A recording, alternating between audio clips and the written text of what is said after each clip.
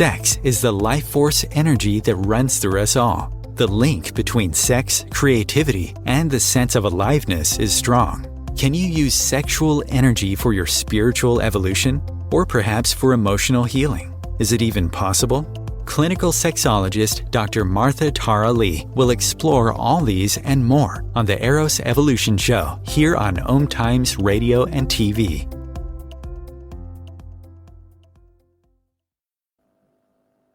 Hello, and welcome to Eros Evolution. This is where sex and spirituality and everything in between meets.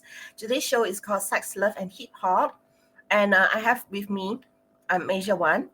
She is one in a million. Truly. So born in Singapore, raised in Canada, she earned her stripes in the American music industry. This artist is reconnecting with her roots in Asia and re-emerging as the Far East Empress. So Masia One is not only a hip-hop artist, but she's also an entrepreneur and cultural ambassador. Her music cuts through the drone of life, inspiring people to rein in as their royal selves. Her journey has been a likely one of being a full-time hip-hop artist after graduating in architecture at the University of Toronto. Her unique sound and courageous journey paved the way for the work of top artists and eminent producers such as Pharrell, Red Hot Chili Peppers, Chief Vicious, many others. Her music has been featured in Netflix series like Tiny Pretty Things, Snowpiercer, Wu Assassins, Altered Carbon, and sampled for the title track of Fast and Furious 8. So for today's show, we are going to be talking to Masia One, as you know, and she's an Asian woman in a Western country. So against the odds, Singapore-born, Canada-bred Masia One made her name for herself in Hollywood. So breaking Asian stereotypes to empowering women, particularly in the realm of sexuality. In 2020, December, 2 years ago, Masia and fellow artist Elaine Lim, known as General Ling, created the song Not All That Glitters Is Gold after a headlining artist allegedly assaulted a member of her team. On International Women's Day, March 8 this year, Masia One released Vulva Vocabulary, a body-positive message to #break the bias. So this episode will discuss Masia One's recent marriage, healthcare, hip-hop, and more. So welcome to the show. Thank you for having me. What an introduction. Thank you. Good morning and good evening elsewhere. Yeah. So this show goes to people all around the world, and I myself didn't really know too much about you because I'm not into music. And but what I love was your song, All That Glitters Is Not Gold. And it really has a very strong message.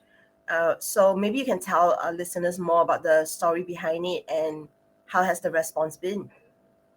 Sure. Okay, right out the gate. Hi, I'm Masia. I usually do very hip hop songs. I worked in LA, as you mentioned. I wrote a lot of hooks and pop songs and R&B songs in that time. And honestly, coming into this industry, I came up in the Canadian music industry first, and there was no one that looked like me doing what I was doing, so I didn't really see that representation. Asian female in hip hop, definitely faced over the years a lot of precarious situations, which I realized, I kind of like brushed off or tried to like ignore sexual harassment, pretend it wasn't happening. Learn how to be one of the boys so that you can hang and still be acceptable in those circles. And actually it was the end of 2019 on a tour in Australia. It was a reggae tour. The one of the artists on the tour allegedly sexually assaulted my PA on the tour, and she's also artist General Ling.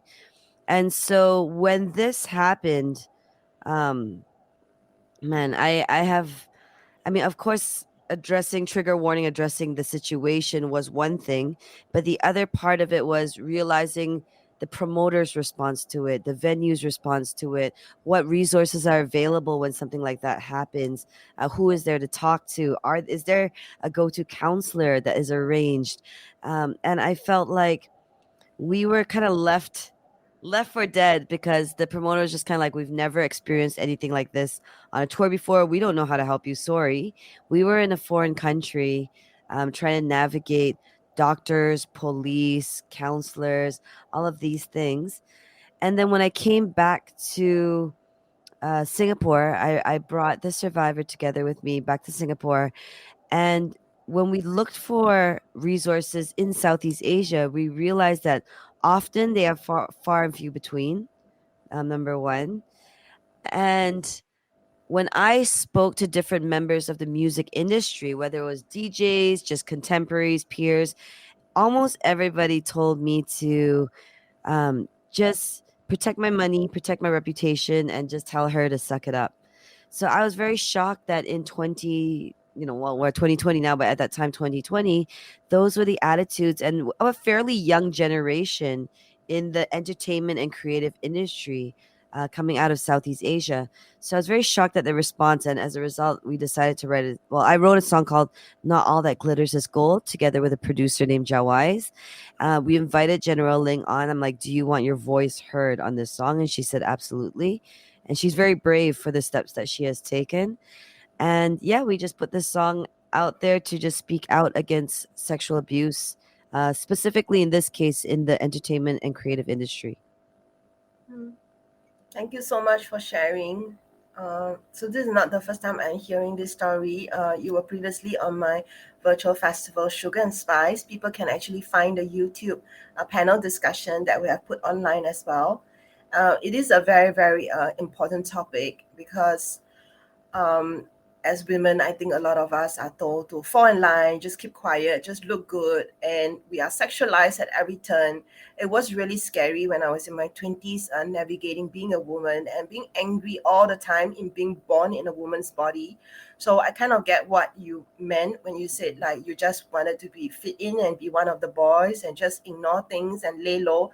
But I feel that what happened with your stance making this song, All That Glitters Is Not Gold, it's kind of like you're coming out, like I'm not going to deny that I'm a woman anymore. Yes, absolutely. I also identified my own kind of negative coping mechanisms where it almost became like pardon my bluntness, but it almost became a skill to duck rape in my industry. Like I'm like, well, I made it this far and I'm successful because I was able to navigate that space.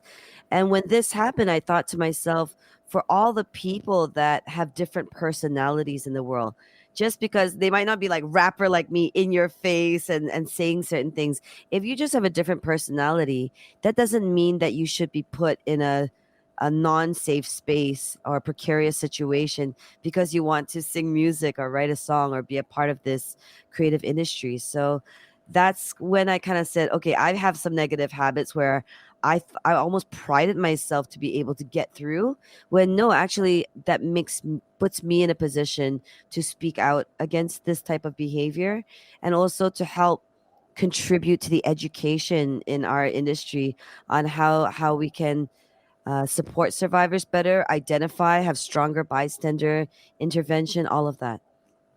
Yeah, so I strongly encourage listeners here. You may not have heard of Masia One, but you can definitely look out her songs and you can definitely start following her. And All That Glitters Is Not Gold is actually on YouTube as well and on several other music platforms.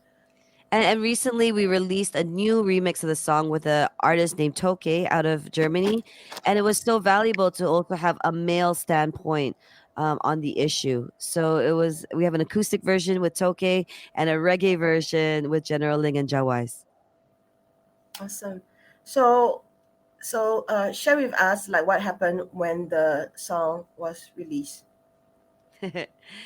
So when the song was released, initially I would say that Asia was very quiet in the media because they weren't really sure. Like, it's still kind of taboo, but I think Singapore media does take chances sometimes, and like some media knows, especially the younger platforms. They feel like, yeah, actually we are comfortable speaking out about certain things. So very like underground media's picked it up, but international media picked it up. And what was beautiful is that artists that I knew and that I don't know from around the world contacted me, and they were offering their own version, their own stories, their own words of like solidarity. And so I'm like, okay, well, let's make a remix. So we were able to record an Empress remix with over 14 women internationally, which I'm really excited about. We're still working on it and releasing it for November 25th, which is the International Day for the Elimination of Gender-Based Violence. Oh, I did it. It was long.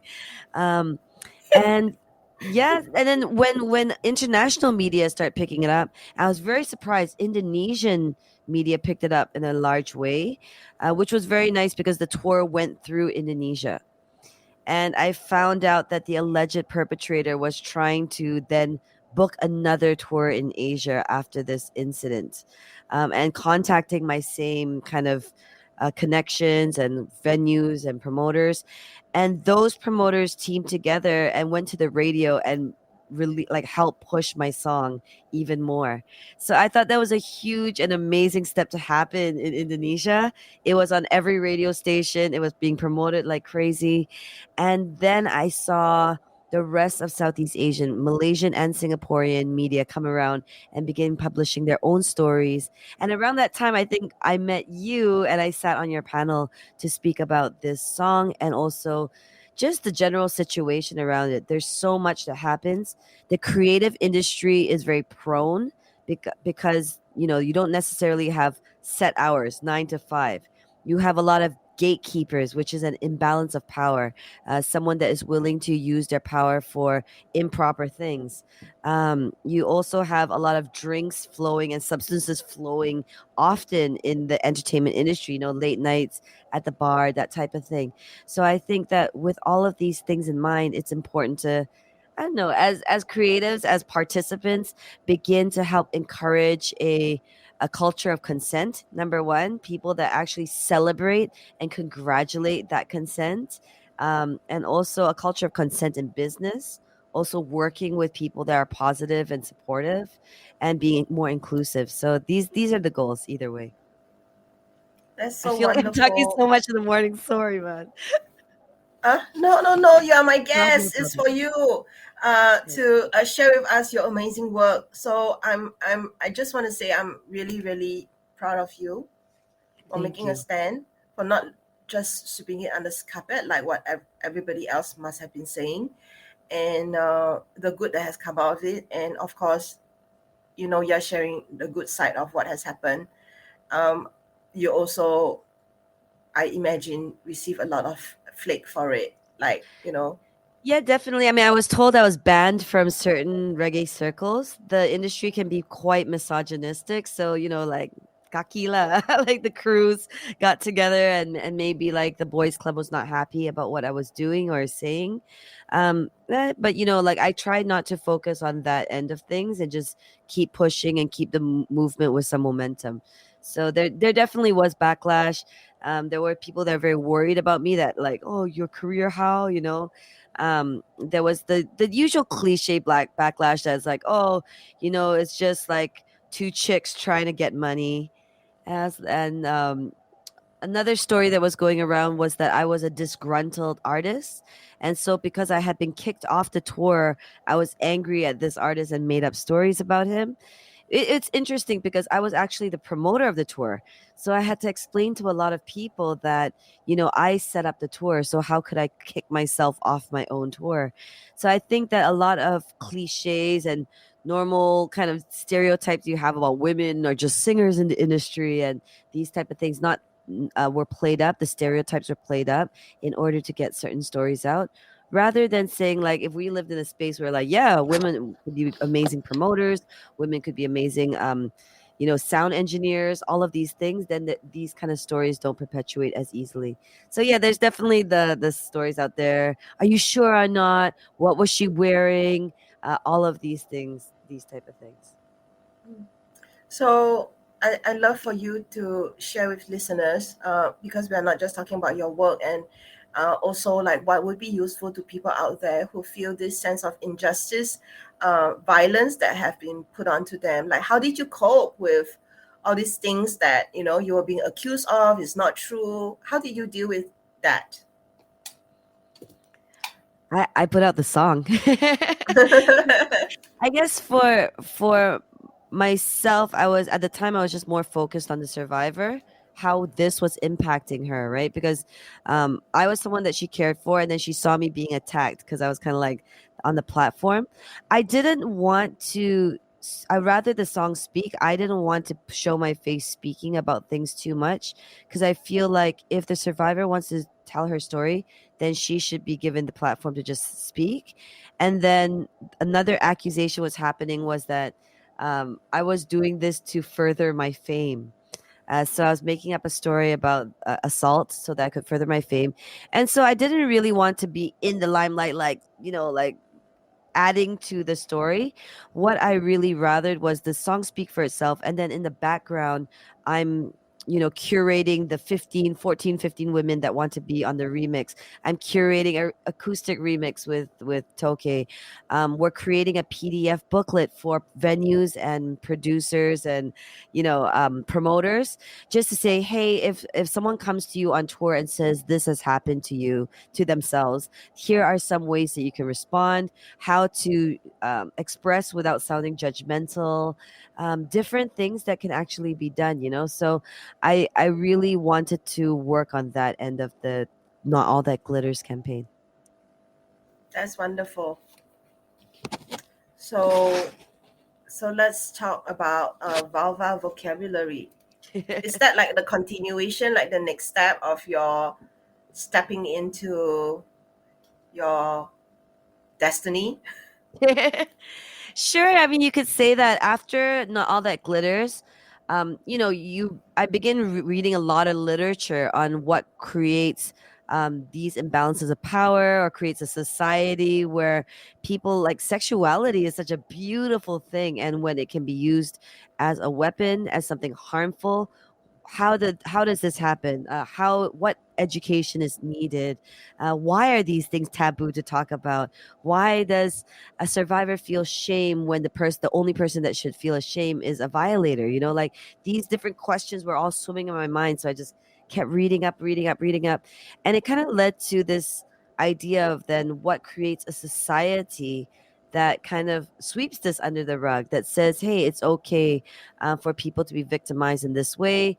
A lot of authority, whether it's police or legal systems, are not really the places that survivors trust to find their justice.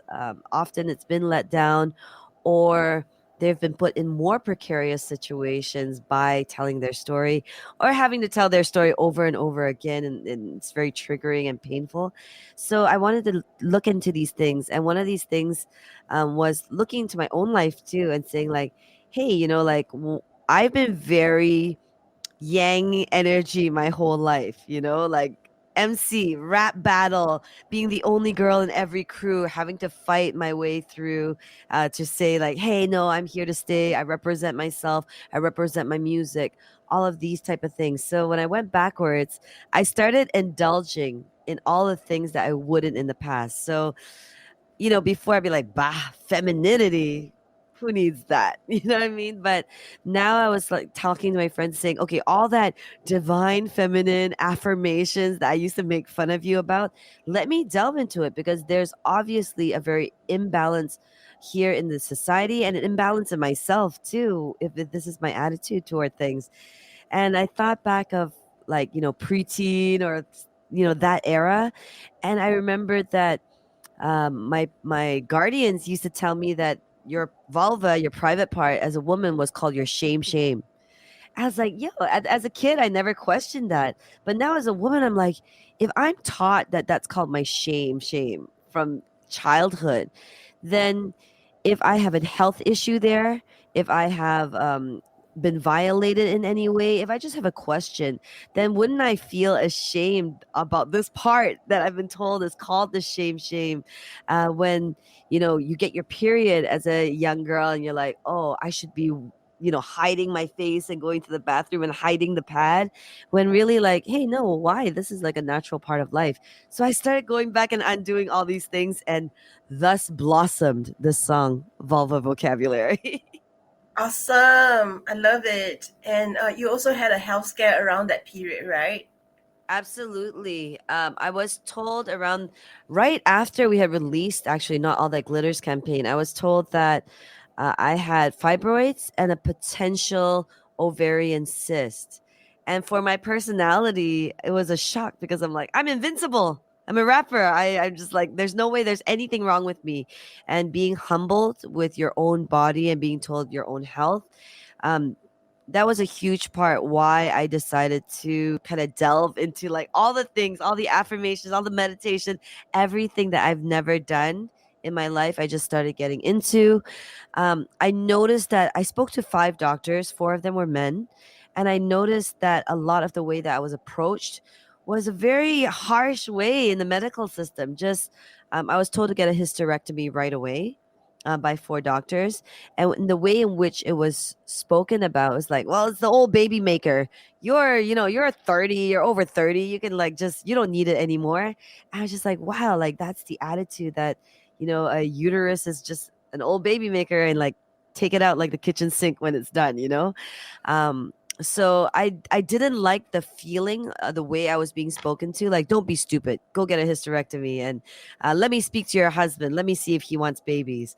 Like, I just, now with Not All That Glitters campaign having passed, I was more alert to these ways of being spoken to and spoken down to, and then thinking about all the other people that are in a position to hear about their medical health in a way that is already very skewed and very biased. So I went full on. I looked, I researched, I changed my diet, I went full vegan, I meditated every day. I heard that fibroids had a lot to do with holding on. Some say mother wound, some say like just holding on to something that you should let go. And women store a lot of their pain in their womb. I took time to read a lot about the womb and how this is not a source of like shame. This is a source of creation and magic and everything positive. So then I also sat back as a rapper and said, all these, popular artists are rapping and singing about handbags and cars and popping bottles. Like, I'd make a rap about fibroids. How am I a grown woman, and I've never heard about fibroids until I've been told that I have them? These are the type of songs that actually should be made and should be sharing like very basic knowledge, fine, but at least it breaks taboos to be able to speak about these things. So at the end of the day, I took care of myself. I did the work. And when I went for my surgery 3 months later, everyone was surprised. I didn't have an ovarian cyst. I did have fibroids. And I didn't have to go into any chemo or anything like that. And so I like to believe that the process helped heal my body and my mentality. Um, yeah, so it was an amazing time, and to also be putting out music that reflects the time I was going through and the healing process I was going through is like a real blessing. Yeah, you went through a lot, it sounds like. And you went deep. Yeah. When I was initially asked, like, Masia, fibroids has something to do with not letting go. And I was like, I'm good. I don't hate anybody. I have no grudges, and I was just like, I don't see what the problem is. But when you stop talking, I suppose, and take time to really go deep, um, I also read certain books and I followed the exercise in the books. And in the past, I'd be like, oh, this cheesy exercise. I'm not doing this cheesy stuff. So I just did it for fun, did it out of curiosity, did it just to find balance because I didn't realize my own imbalance. And so when I went through that process, like, okay, write down every criticism you've ever heard about yourself, and just being able to see it all on a page and being able to then identify, hey, that's why I talk to myself in that voice, or I'm so casual to criticize myself about that kind of thing. So I thought it was good, like where I thought I had no problem and whatever, then you just do the work and then you see the work that needs to be done. Amazing. So you're talking about, really all the stuff, that needs to be clear. It's like a reboot, a detox, talking to your inner child, reparenting yourself. That's really awesome. Yeah, it was a great process. And for me, music has always been my therapy. So to be able to go through that process and at the end result in something like, nah, I want you to hear also, is a great gift. Yeah, I did listen to Vulva Vocabulary. It's so fun. I was smiling through it all, and also the fact that it was a music video helped a lot because I could see your personality and your creativity in it as well. Well, that music video was done during the lockdowns here in Malaysia. So we're like, how can we get creative and still do a video around it? So we found a vulva puppet maker in San Francisco. And so she was kind enough to send me her puppet all the way from San Francisco. We took this vulva puppet all around town and just treated it like your BFF, because I asked a very simple question. What if we treated our most treasured body parts or even our body period like our BFF? We'd probably be a lot kinder, a lot more attentive, yeah, and a lot more mindful to it. So it was kind of an analogy in a silly, very silly video of what it would look like to treat your vulva like your BFF. Yeah, I think it's really easy to be nice to other people because we've been taught all our lives to be nice, but we really need to be nice to ourselves, and especially to love our bodies, our intimate parts, and stop putting poison into ourselves. Really, all the negative thoughts, all the blame, shame, it really, really all adds up and builds up. So we have a break, and after this big break, we'll be back. OMTimes TV.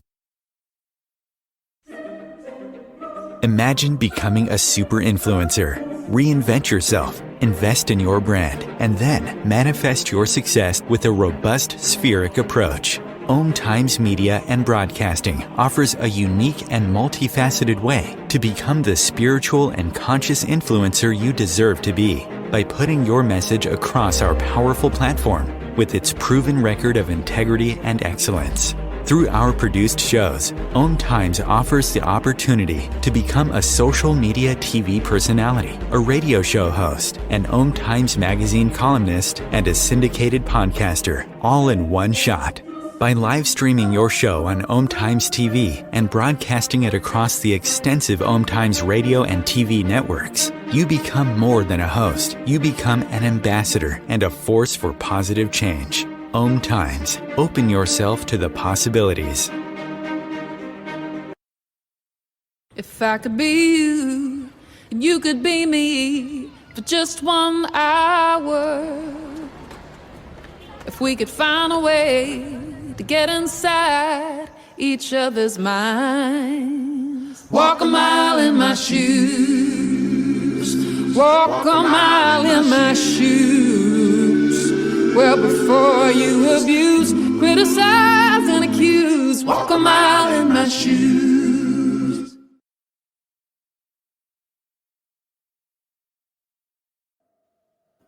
Hey, we're back, and I'm with Masia One. Today we're talking about love, sex, and hip hop.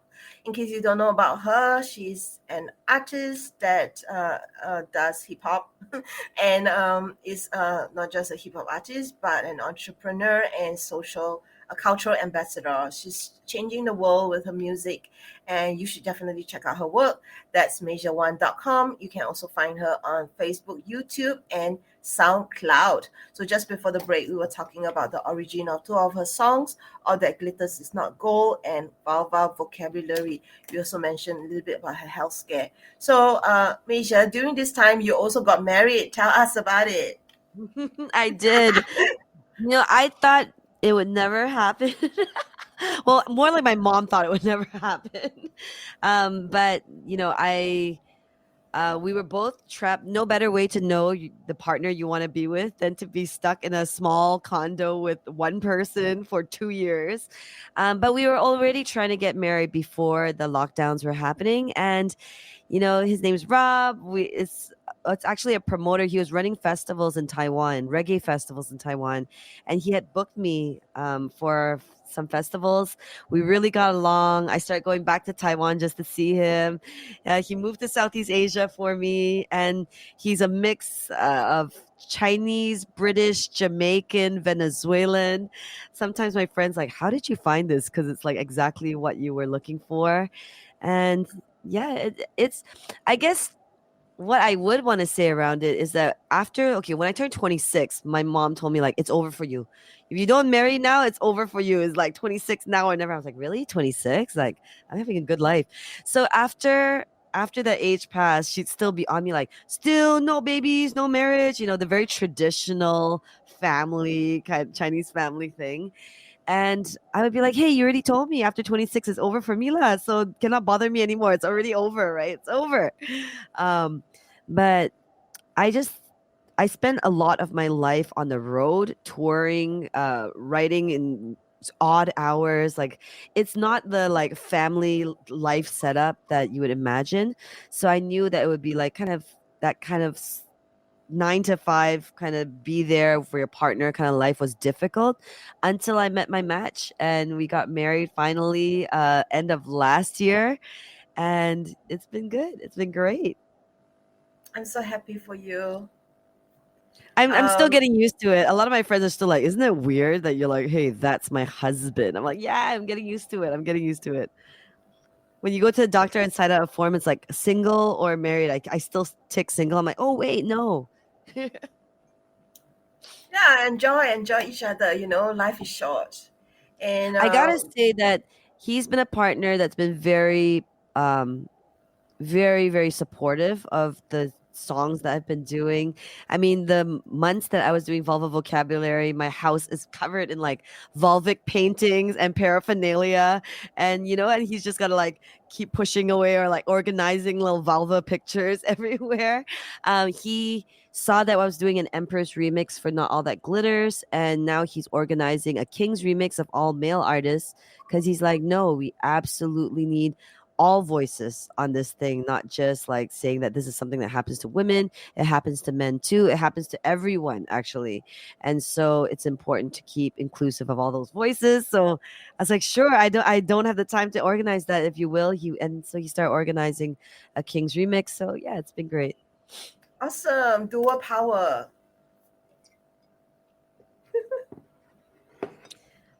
With Vulva Vocab, I wanted to add that Vulva Vocabulary, I experimented with releasing it as an NFT.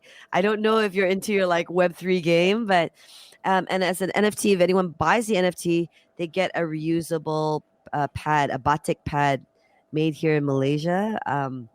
With the NFT, so it's been good. I sold a couple, and the money is going to go to doctors on the doctors on ground that support communities facing period poverty here in Malaysia. So we're also finding ways that technology, music can meld so that it can actually have a social impact on the back end.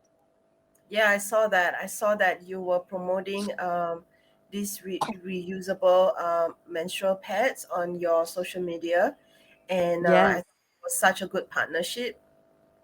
I was making a joke that I might be the first rapper to ever sell maxi pads, but I didn't know very much about period poverty. This is not something that, like I was taught in school or ever learned about. And when I started to think, like, wow, I grew up thinking, oh no, it's my time of the month again, Sien, like, have to get a pad.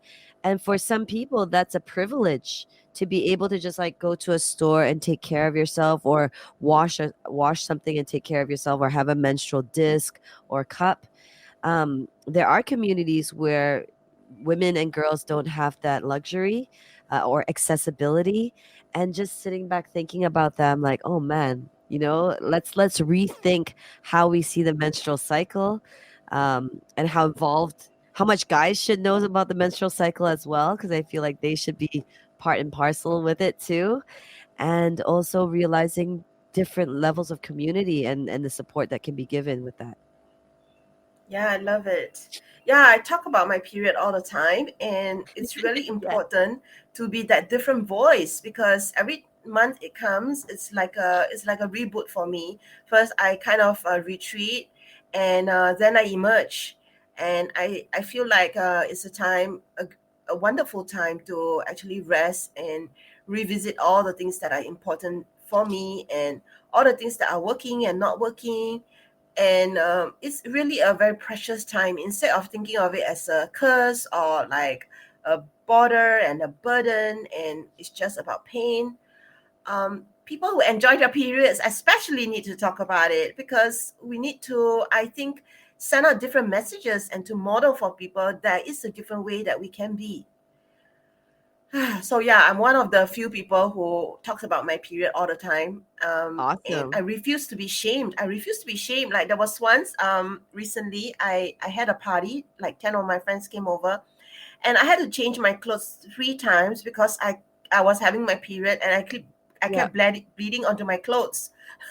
and it was just like, this is just a normal part of how it is. And they were asking me like, why do you have these accidents? I said, I have them every month. I don't know what it is, but maybe it's just me, but it's fine. It's normal. Yeah. And it's especially when you're wearing white or a light color. Oh yeah. So I really appreciate the invention of the period panty, because that helped a little bit with my Yes. leakages every month. Yeah. Okay. So let's talk a little bit about the other things that you are doing. Upcoming. Yeah. So this whole kind of series of Not All That Glitters kicked off something I call the Empress Tribe series of songs, where these are songs that address more the yin side of things, or address things that I've avoided my whole life. Like when I started in this industry and they asked me, what's it like being a female Asian MC? I hated it. I hated it because I was at the stage where I just want to prove that I'm an MC. I'm just as good as anyone. Don't have to identify me as you're this or you're that. I just wanted to be there for hip hop and just be a great artist. But as I went through my career, and I've performed everything from high schools that live like up north Canada, high schools where there's maybe like 2 Vietnamese students in the whole school, and they'll come running up to me and thank me for performing, because they're like, we've never seen anyone that looks like us doing what you're doing, and we get beat up every day in school for just being who we are, like being the only Asian kids here, and we're grateful that you just made being Asian cool, stuff like that. And then now going through this part of my life and seeing like, yeah, representation actually does matter. I know it's a cliche, but it matters so much. And the number of people, fans, friends, contemporaries that have opened up to me when I released a song like Not All That Glitters, and from all walks of life too, or when I released Vulva Vocabulary, the number of women that kind of wrote to me and said like, oh my God, like I used to be so ashamed of this and that, or I couldn't talk about this and I wanted to. It inspired this other artist to like start her kind of podcast series to say like, all vulvas look different, like let's not shame our own bodies and this type of thing.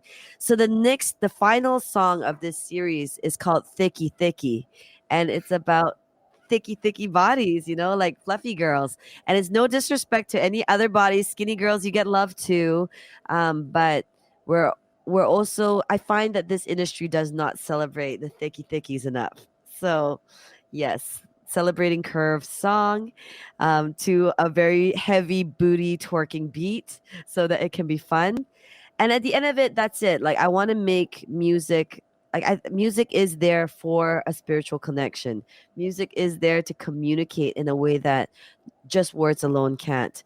So whether it's Vulva Vocabulary, just getting silly with it, and addressing taboo topics in Southeast Asia with humor, or whether it's Not All That Glitters, where it was a reggae tour and the survivor puts her own voice on the song to say, no, every time this song plays, listen to me, and I'm not afraid to stick up for who I am and what has happened to me and what I want to say about it. So I think that music's so powerful. It's often seen as entertainment, but really we can play up the entertainment aspect of it and still share something that is empowering. I've worked in the music industry for so many years, and often the messages are about, what is it about my lifestyle you're jealous of, or what do you wish you had, this inspiring the sense of lack. But I would rather music be inspiring a sense of empowerment, a sense of wholeness, gratitude, having, like sensuality, all of it. So I think that the music industry is very different from music as an art on its own? And then how do we continue? Like, how do we do more positive things with music and creativity? Love it. Yeah, it's so important. It's so important. Yeah, and I love how your music is now reflecting who you are and what you're going through, what you are becoming. And I agree with you what you said about representation, because I didn't have any role modeling of what I can be growing up and the possibilities. I was told just, be content with your lot. And then when I became a sexologist, being the only Asian sexologist that I knew of, being told all the time, being put down, being harassed, being objectified, it is very tough. It makes you want to give up all the time. So yeah, it's important to have all kinds of representations, Yeah. and for me it was really about what I call it, like put my stick in the sand and not move. Like I'm Mm. here and I'm not going to move because it is this important. Yes. And you hold space for so many people too. So it's not just for yourself. Like it's this important for so many reasons. Um, I can't even imagine the type of backlash that you would have gotten because just putting out a song called Vulva Vocabulary, to me, it's a biological term, right? Like vulva, it's okay, guys. But I got a lot of backlash that right away is like, oh, this song is very vulgar, is it? This song is very obscene. I was like, no, there's nothing vulgar, obscene of it. I even had to speak to a few ad agencies and PR agencies asking if I know it's like taboo, but do you think this can go out? And they're like, no, your song's very vulgar. I said, well, there's no swear words in the song, and it's like a chill 90s R&B hip hop kind of vibe, And they're like, yeah, but it's obscene, La Meja, it's obscene. And so realizing that right away a woman's body is tagged to sexuality, it's already sexualized. There's no ifs, ands, and buts about it. Um, and also seeing other women feeling uncomfortable about addressing their own body as well. Um, and just trying to figure out, like, yeah, vulva, like, come on, and I would tell the ad agencies, like, you came out of one, I came out of one. What's vulgar about that? And then I stopped getting phone calls. Oh no. So do you worry about being canceled and being regarded as irrelevant? Um, no, I mean, I actually maybe I should think about those things more. Maybe my one skill in life is that like I have a thick skin. Like I really am able to focus on the message that I feel should get out there. I surround myself with creatives and people that I trust and that respect their opinion. And if cannot, they will tell me cannot right off the top. And I don't know. I mean, like canceled. I don't think people can cancel someone for a topic that should be spoken about, and especially when dealing with so much hurt and so much sweeping under the rug of that hurt. I think that we live now in an age where we're given the tools and the online ability and the communication tools to be able to share those things. And I feel like music is the kind of lowest entry point where it's still like, hey, we're gonna talk about this, but you shouldn't feel so threatened. We're just singing, you know. So no, I don't worry about that as much. Of course, no one likes backlash. No one likes hate mail. Um, I think because I came up at a time in the industry in Canada and America where there was no other female Asian MC, I've heard it all. All the yellow fetishism, all the like hate mail, all the death threats, even. I've already heard all of it. So at this point, I'm just like, honey, I'm a grown ass woman. I'm gonna write the songs that I want to write. If you relate, great. If not, move along. And then we just roll. It's okay. Yeah, it's really important to also be authentic to yourself. So I'm glad that you have ways to um, stay strong, like you mentioned, having trusted people around you. Yeah. And again, back to the topic of representation. I remember I was doing a magazine, I won't name, but it's a very mainstream magazine. And it's like teen college girl magazine. And they were interviewing me for mentorship, like to share about the music industry. I've been in this business for almost 20 years, that kind of thing. And then they found out at the time, I think I was like 32. 33, and they found out my age and they're like, "Oh, we can't interview you anymore. You're over 30." And I was like, "But you're giving mentorship advice to teenagers. So is the 21-year-old giving mentorship advice to the 17-year-old? Like, what's going on here? Do women just like wither and die after 30? Like, what happened?" And so I realized that a lot of the media loves words like live your passion, be an edgy girl, find a good mentor, gratitude to what you're doing, and like, live your best life. But at the same time, they shy away from asking a lot of people in positions that have gone through the mud. Like, I don't know if I can cuss on this show. I was about to cuss, but I've gone through some BS, okay? And those are the mentors you want to speak to. Those are the, like, when you have seen how ugly and how beautiful things can get, I feel like those are the mentors to speak to. And it was a pity to me that media doesn't cover a lot of these people just because of rules or selling rules or marketing rules they have. So platforms like yours, platforms that I like to create, these are kind of the alternate media to be able to hear the voices that can actually give the mentorship. Yeah, so much of it. I just got the green um, light to swear. Yes. yeah, go ahead. I'm a rapper, damn it. Yeah. I think it's unnatural to not swear. um, Expression. Swearing is part of expression. It's part of being human. It's part of being alive. Better out than in. Better out than in. Yeah, I have Love been it. uninvited. And this is funny because I have been uninvited for being a sexologist and talking about sex. When it's a parenting magazine. Like, what do I like? If we can't talk about sex and the process of sex because we're talking about having babies, then that is unnatural. So Yes, absolutely. some of this nonsense is there. Yeah. Anyway. So, like, we can talk about storks delivering babies. That's crazy. That's crazy. I'd love to ask you how you stay creative because you know it's difficult, I think, to be thinking of ideas and trying to put them into music. And how does one start to be creative or like learn from someone like you? Mm. I think that I don't know. I see creativity as this well that can never go dry, unless your lifestyle and you as a person and a soul start hitting some walls, in terms of routines, unhappiness, this type of thing. But otherwise, I I really believe in maintaining the imagination of your 8-year-old self.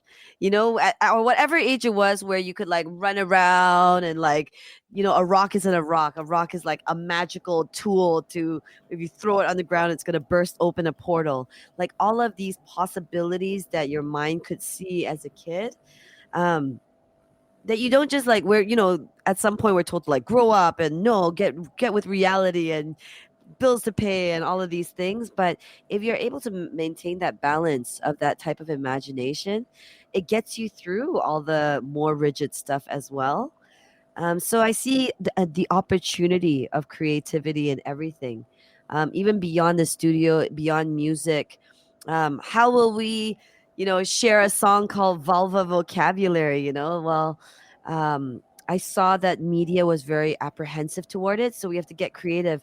So I reached out to a younger generation that was talking about, menstrual discs, or they were talking about body positivity, and I was going through all the like newer influencers to say like, yeah, let's just set up an interview and let's talk about the things you're not afraid to talk about.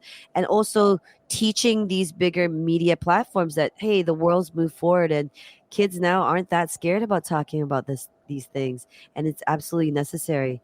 Like, I think it's crazy what you shared about a parenting magazine not wanting to talk about sex, because and I understand it too, because my auntie, when I released Vulva Vocabulary, she came to me very concerned, and she's like, "Ah, yeah, Misha, this kind, so shameful, don't know where to hide your face. It must be very shameful. And I said, okay, why is it shameful? It's like this kind of words shouldn't be used in a song. It shouldn't be talked about. I say, yeah, but like if I was a kid and I grew up being told that I cannot even say the word vulva, then if something happens to me, then how will I be comfortable to go to my parent, in parenting magazines? Am I comfortable to go to my parent and say, hey, I was touched inappropriately, or I didn't feel comfortable, or I know my body and I didn't like this, or I'm not feeling well down there? Are we comfortable enough to just say these words and even be able to label them scientifically, like my vulva, this is my vulva, not vagina, this is my vulva, and these songs that you feel are so shameful, like, can we then use them to actually help protect ourselves and also be educated ourselves? And Auntie is very old school, so she was like, yeah, okay. Like, she was won over, but she didn't want to admit the point, so she kind of just like walked away. But little baby steps like that, you find ways to win people over. So I think approaching the business of marketing, promoting all of that stuff creatively, if you're not someone that wants to write a song or a haiku, just approach everything with that level of creativity. Yeah, I love haiku. Yeah, so it's overwhelming. Yeah, because to see how you are up and about, you are all over the place, you are doing different things. So then it's like, whoa, I don't think I can do that. It's so easy to compare, right? But coming back to what you said about creativity is everywhere. Yes, absolutely. And I dream of going back to like not being everywhere, not being on stages, just sitting down with a pen and paper and doodling. Like, that's my joy. I love drawing. I love just sitting there. And also for people to learn not to judge themselves so much. I attend this like voguing class, New Way class, and sometimes I catch myself in the mirror and then I doubt myself. And the teacher actually looks at me and says, stop judging yourself. I was like, oh, so accurate. I am. So how many times in life do we, on the day to day, not at dance class, but on day to day, do we judge ourselves? Just stop judging, write that stupid poem you've always wanted to write, or draw the silliest picture you can draw. When I teach singing, I tell people to sing in the ugliest voice they can think of, because everyone's always trying to sound like a choir person. No, when it gets ugly, that's where you find the roots of what makes your voice unique, what makes your voice beautiful, makes your voice sexy, all of these things. So yeah, stop That's judging. beautiful. So encouraging. Now I feel I have permission to sing in my ugly voice. Yay! Yeah, I've been I've been told that I sing horribly. I should stop singing, and I shouldn't. No, and in the shower, you singing at the top of your lungs, you're a star. It's all good. So any last words for listeners out there? It's been so enjoyable, but we do have to wrap up. Well, I think to bring it back to, because I love that this show is about sexuality and spirituality. And so often we don't get to see that, whether because of religious or conservative, culturally conservative reasons. We don't get to see those things together, but they are very much a part of one another. For me, music is a very spiritual experience. If you think back to that first song that you ever heard that like hit you and you're like, my life will never be the same. I've never heard music like this before. The lyrics, the singer was singing to me, or the way the music makes you feel. Music is extremely spiritual. And so to bring in sexuality, which is the root of our being, how we procreate, how we find pleasure in life, how we get to know our own bodies, how we get to accept ourselves, and once accepting ourselves, help accepting others. To me, like, this is the journey I'm on right now, to exploring more, and also to bring that spirituality of music together with a greater self-acceptance, I think is the goal. That's So thanks for beautiful. listening, and check out Vulva Vocabulary. Not all that glitters. Thicky is coming up. There's NFTs that are sold with it to raise money for really great causes. And yeah, that's it. Yes, thank you so much for coming on. And listeners out there, please check out Masia One's website. That's masia1.com. And you can find her on Facebook, YouTube, and SoundCloud. So this has been Eros Evolution. Thanks and bye. Bye. Thank you.